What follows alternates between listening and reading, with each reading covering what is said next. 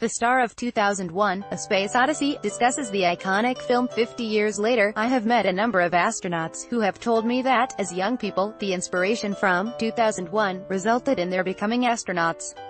Dalia is best known for his portrayal of astronaut David Bowman in the sci-fi epic 2001, A Space Odyssey. In celebration of the film's 50th anniversary this year, Coolidge Corner Theater in Brookline will host special 70mm film screenings this weekend. Dalia, now 82, will introduce the screening on Saturday afternoon and participate in a moderated conversation after the Saturday night screening. Globe spoke to the actor about director Stanley Kubrick, the movie's notoriously enigmatic meaning, and the nature of art that endures. The question is always asked, what does this film mean? Dalia said. I think the very fact that that's a factor of this film is part of the reason it's become the iconic film that it has. Ad choice advertising and red invented by T's advertisement Q. How did you land the role of Dr. David Bowman? A. I was filming a film in London with Laurence Olivier and Carol Lynley called Bunny Lake is Missing. It was an Otto Preminger film. Not a pleasant experience. Working with Olivier was the exception. That was wonderful, and he was very kind to me. One day after work, my wife said to call my agent. So I call, and my agent asks, "Are you sitting down?" I said, "No, why?" He said, "You've just been offered the lead in Stanley Kubrick's next film." I absolutely had no idea I was being considered. I never met anybody about it. It was totally out of the blue. Q. What was it like working with Kubrick? A. It was like going from hell to heaven, having worked for Preminger, who was an all-time bully. I loved working for Kubrick. He was calm, and you just knew you were in the presence of genius. He was a perfectionist, but he was usually right about his perfection. He was also very open to ideas. That didn't necessarily mean they were used, but you didn't feel he looked down on you for suggesting something. It was a wonderful experience. Advertisement Q. What did you think when you first saw 2001? Rock Hudson famously walked out of the premiere.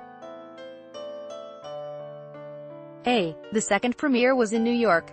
In New York alone 250 people walked out of the premiere that night, before it was over. It got terrible reviews, for the most part. Well over 60 or 70% of reviews were terrible. And then, suddenly, within a couple of months, it ended up being the top-grossing film. And it was the young generation, I think, that was responsible. They were lining up around the block. I think MGM, the production company, thought that maybe a lot of those kids were smoking funny cigarettes. So they changed the advertising campaign. 2 months later, a new poster came out, 2001, The Ultimate Trip. Q. Do you have a favorite interpretation of the famously ambiguous ending? A. There's no real answer to that.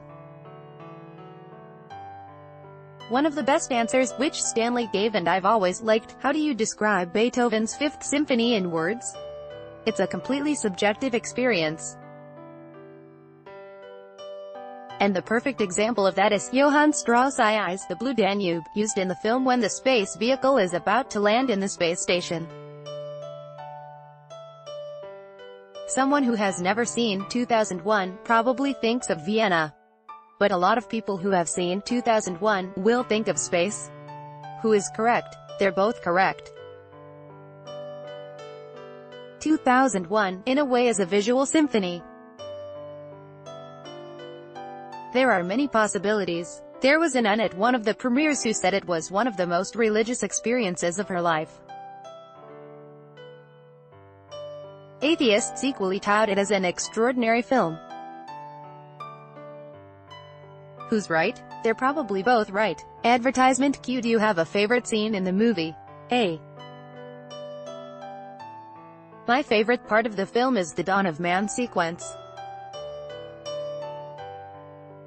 To me, there are two great moments. One, when the lead ape inadvertently discovers the use of a bone that he's kind of wielding aimlessly among some fossils lying on the ground. In one of his motions, a chip flies off in a very purposeful way. To me, that is the moment in history when the penny dropped in humankind, where the animal became a more modern entity. The other moment is the greatest jump cut in history, when after the victory over the other group of apes at the waterhole, the ape throws his bone in victory and, in slow motion, it rises into the blue sky and morphs into a space vehicle. But that's not just a space vehicle.